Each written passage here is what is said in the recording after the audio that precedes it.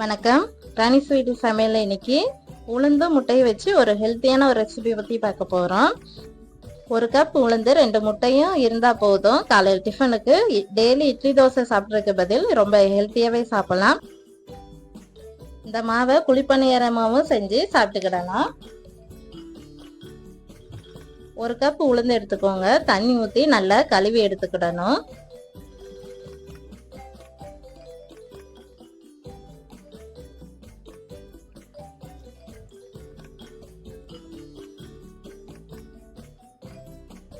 கழுவிட்டு 2 கிளாஸ் தண்ணி ஊற்றி ஒரு 2 மணி நேரம் ஊற வைக்கணும்.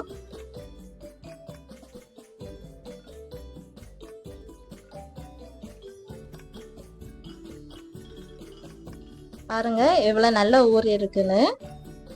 இதை ஒரு மிக்சி ஜார்ல மாத்திட்டு கொஞ்சம் கொஞ்சமா உளுந்த சேர்த்து தண்ணி ஊற்றி எவ்வளவு நைஸா அரைக்க முடியுமோ நல்லா நைஸா அரைச்சி எடுத்துக்கிடணும். ரொம்ப தண்ணி சேர்த்துறாம கொஞ்சம் கொஞ்சமா தண்ணி சேர்த்து அரைச்சுக்கிடணும்.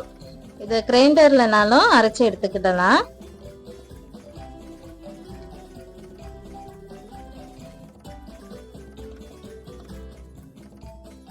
பாருங்க அரைச்சி எடுத்துக்கிட்டு வந்துட்டேன். நல்லா நைஸா இந்த மாதிரி அரைச்சி எடுத்துக்கிடணும்.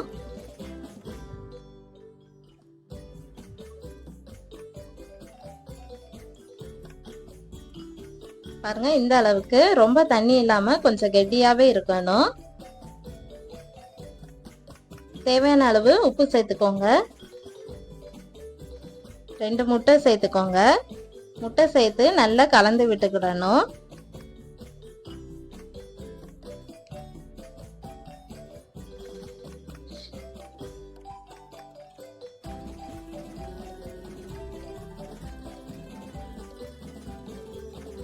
பாருங்க இந்த அளவுக்கு நல்லா கலந்து விட்டுக்கிடணும். இது கூடவே துருவனா கேரட் சேர்த்துக்கோங்க.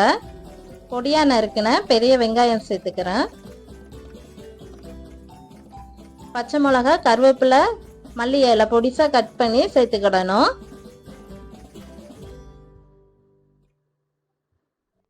அரை டீஸ்பூன் அளவு பெருங்காயத்தூள் சேர்த்துக்கிடணும். ஒரு சின்ன டீஸ்பூன் அளவு மிளகுத்தூள் கொஞ்சமா சேர்த்துக்கோங்க. நல்லா கலந்து விட்டுக்கிடணும்.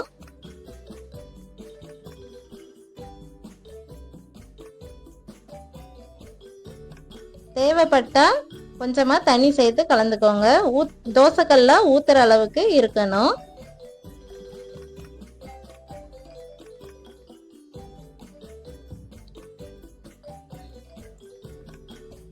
இந்த மாவை ஊத்தாப்பமா தான் ஊத்த போறோம். தோசைக்கல்ல காஞ்சிட்டு இப்போ ஊத்தாப்பமா ஊத்திக்கணும்.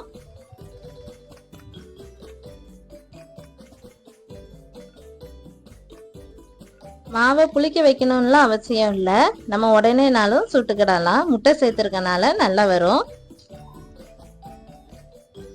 தேவைப்பட்டா மேல எண்ணெயும் நெய்யும் ஊத்திக்கோங்க. திருப்பி போட்டு 2 பக்கமும் வேக வச்சு தான் எடுக்கணும். இது முட்டை சேர்த்துருக்கிறதுனால நல்லா புஷ்ஷுன்னு தான் வரும்.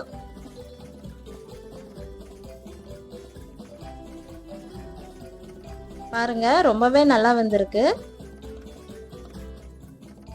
இந்த ஊத்தாப்பத்துக்கு தேங்காய் சட்னியும் தக்காளி சட்னியும் ரொம்பவே நல்லா இருக்கும். காலை டிஃபனுக்கு எப்போதும் இட்லி தோசைன்னு இல்லாம இப்படி ஒரு முறை ட்ரை பண்ணி பாருங்க. இந்த வீடியோ பிடிச்சிருந்தா லைக் பண்ணுங்க, கமெண்ட் பண்ணுங்க, ஷேர் பண்ணுங்க, சப்ஸ்கிரைப் பண்ணுங்க. இந்த மாவையை குழிப்பணியாரமாவும் செஞ்சு சாப்பிட்டுக்கிடலாம். எப்படி பண்றதுன்னு பார்க்கலாம். பணியாரக்கல்ல எண்ணெயோ நெய்யோ சேர்த்துக்கோங்க. மாவை கொஞ்சம் கொஞ்சமா குழியில ஊத்திக்கோங்க.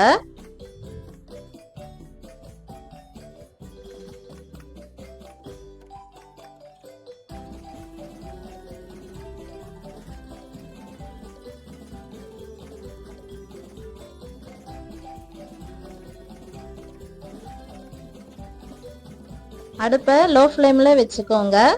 ஒரு கம்பியோ ஒரு குச்சியோ வச்சு திருப்பி போட்டு நல்லா வேக வச்சு எடுத்துக்கிடணும்.